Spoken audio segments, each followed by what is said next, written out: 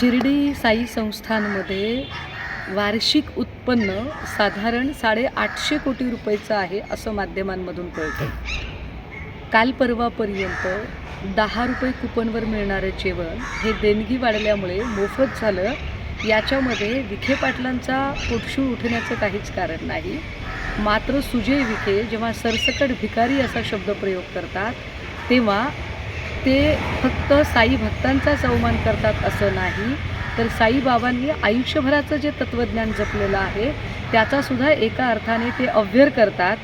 संस्थानाने शिक्षणासाठी खर्च केला पाहिजे असं तत्त्वज्ञान पाजळणाऱ्या सुजय विखेंना आमचा प्रश्न आहे की प्रवरा ग्रामीण शिक्षण संस्था आणि पद्मश्री विखे पाटील शिक्षण संस्थेअंतर्गत जे तुमचे असंख्य युनिट चालतात त्यातल्या कुठल्या युनिटमध्ये तुम्ही आत्तापर्यंत गरजू आणि गरीब मुलांच्यासाठी मोफत शिक्षण व्यवस्था सुरू केली आहे?